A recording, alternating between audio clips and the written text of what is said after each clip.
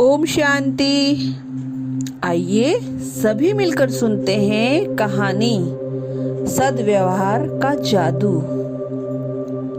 किसी गांव में एक चोर रहता था। एक बार उसे कई दिनों तक चोरी करने का अवसर नहीं मिला, जिससे उसके घर में खाने के लाले पड़ गए। अब मरता क्या न करता। वह रात्रि के लगभग 12 बजे गांव के बाहर बनी एक साधु की कुटिया में घुस गया। वह जानता था कि साधु बड़े त्यागी हैं, अपने पास कुछ नहीं रखते हैं, फिर भी सोचा खाने पीने को ही कुछ मिल जाएगा तो 1-2 दिन गुजारा चल जाएगा। जब चोर कुटिया में प्रवेश कर रहे थे, संयोगवश उसी समय साधु बाबा ध्यान से उठकर लघु शंका के निमित्त बाहर निकले। चोर से उनका सामना हो गया। साधु उसे देखकर पहचान गए, क्योंकि पहले कई बार देखा था। पर साधु यह नहीं जानते थे कि यह चोर है। उन्हें आश्चर्य हुआ कि यह आधी रात को यहाँ क्यों आया है। साधु ने बड़े प्रेम से पूछा, कहो बालक, आधी रात को कैसे कष्ट किया? कुछ काम है क्या? चोर बोला, महाराज, मैं दिन भर का भूखा हूँ। साधु, ठीक है, आओ बैठो। मैंने शाम को धुनी में कुछ शकरकंद डाले थे, वे भून गए होंगे, निकाल देता हूँ, तुम्हारा पेट भर जाएगा।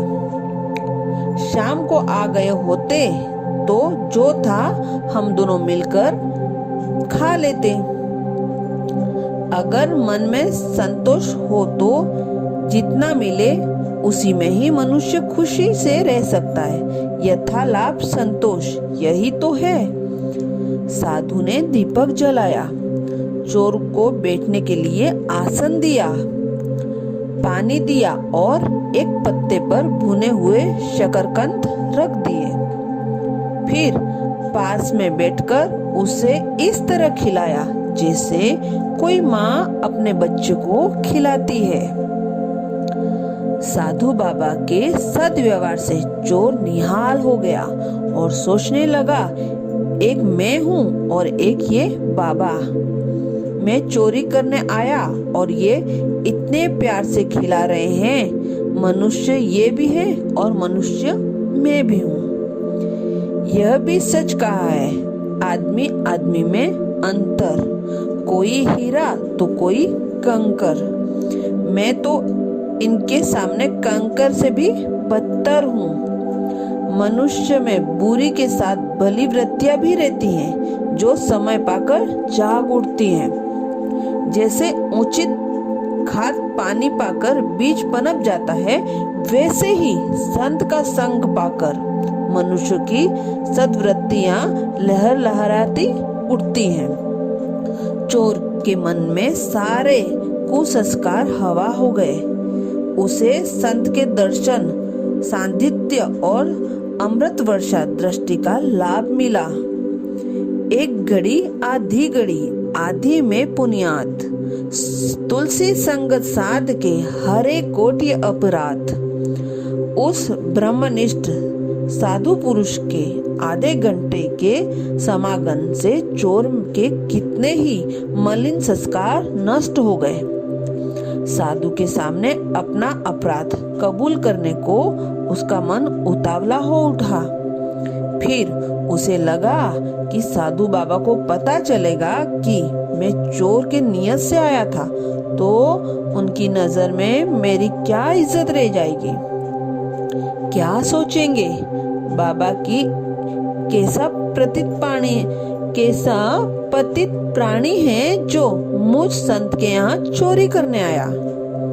लेकिन फिर सोचा, साधु मन में चाहे जो समझे, मैं तो इनके सामने अपना अपराध स्वीकार करके प्रायश्चित करूंगा। इतने दयालु महापुरुष हैं, वे मेरा अपराध अवश्य क्षमा कर देंगे।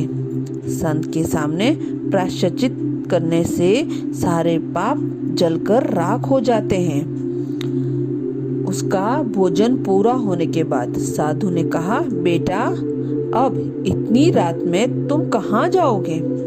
मेरे पास एक चटाई है, इसे ले लो और आराम से यहाँ सो जाओ।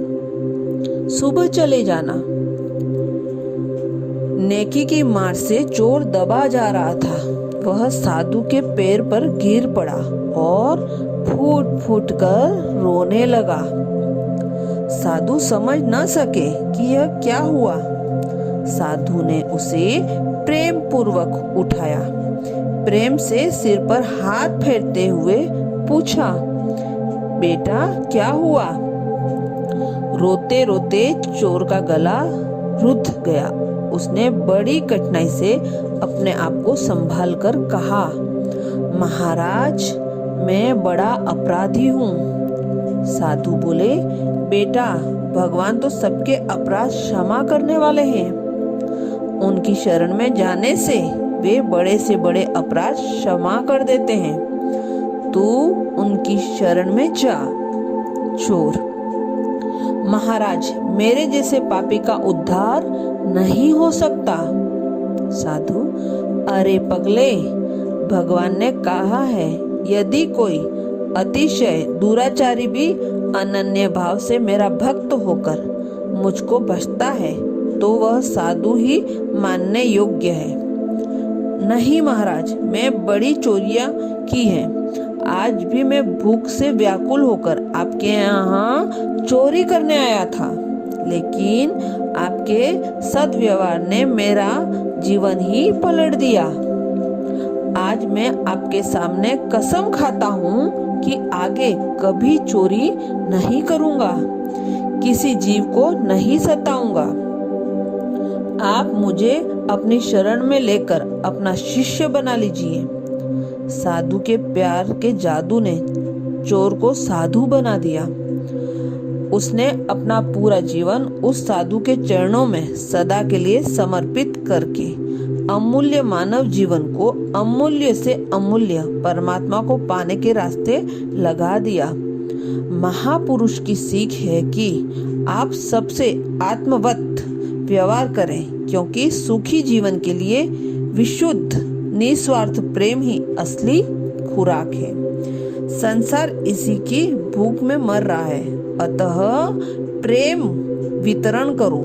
अपने हृदय को, आत्मिक प्रेम को हृदय में ही मत छिपा रखो, उदारता के साथ उसे बांटो। जगत का बहुत सा दुख दूर हो जाएगा। अच्छा, ओम शांति।